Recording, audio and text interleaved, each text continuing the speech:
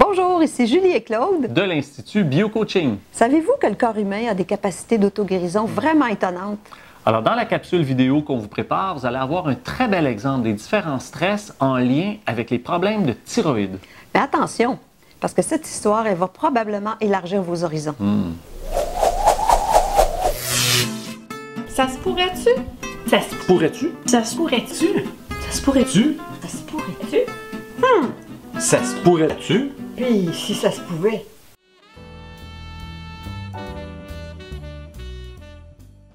On a reçu le témoignage d'une jeune femme de 18 ans qui a complètement guéri d'une hypothyroïdie sévère. Lors d'un séminaire, cette jeune femme qui était présente avec sa maman fait des liens suivants à force d'entendre des histoires de cas et toute la logique de ce mode de fonctionnement-là. Et on vous résume cela. Alors elle, quand elle est née, elle était jumelle. Donc elle est sortie en premier, tout s'est bien passé. Puis au moment où sa jumelle est sortie, il y a eu des complications. Les complications étaient assez sévères, c'était une hémorragie cérébrale. Et ça a donné, les médecins ont fait ce qu'il fallait pour lui sauver la vie. Par contre, il y a une légère paralysie motrice. Donc, elle est beaucoup plus lente dans ses déplacements et ça l'affecte beaucoup.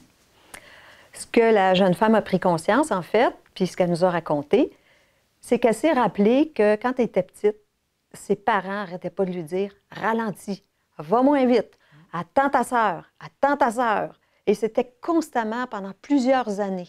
La maman qui était présente se rappellera et nous dira comment elle pouvait être intense parfois avec sa petite fille parce qu'elle ne voulait pas que la petite fille handicapée en souffre. Et elle disait à sa fille avec beaucoup d'intensité parfois « Tu vas trop vite, attends ta petite sœur, t'es pas une bonne petite fille ». Elle a réalisé par la suite qu'elle avait fait ce qu'elle pouvait en tant que maman. Mais la petite fille, elle, qui prend tout ce stress-là, ça l'a affectée. Quel lien feriez-vous entre les stress de la petite fille et son hypothyroïdie? La thyroïde, c'est une glande qui est située dans la gorge. Et elle a plusieurs fonctions, mais un de ses rôles principaux, c'est de gérer la vitesse de notre métabolisme. C'est-à-dire toute la vitesse des réactions du corps. Alors, quand on fait des stress en lien avec la vitesse, c'est-à-dire le temps qui va trop vite ou pas assez vite, si c'est fort, ça peut toucher la thyroïde. Des stress avec le temps, qu'est-ce que ça veut dire? Par exemple, j'ai pas été assez vite pour rattraper mon enfant qui est en train de tomber.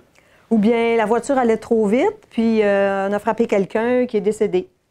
Ou bien, ça peut être l'inverse, je voudrais que le temps ralentisse, que le temps s'étire. Dans quelles circonstances? Quand j'ai trop de choses à faire, mon agenda est surchargé. Je voudrais que le temps ralentisse. Et si ça cause des problématiques ou ça finit par causer des drames ou quelque chose de gros, bien là, le stress est assez gros pour que ça puisse affecter ma thyroïde. Alors, bien sûr, c'est pas... tout le monde, on fait des stress avec le temps. Tout le monde, on vit ça, qu'on voudrait être plus rapide, plus efficace ou on voudrait ralentir. Mais pour que ça touche notre biologie, il faut que le stress soit suffisamment intense. Il faut qu'il soit gros ou qu'il dure très longtemps.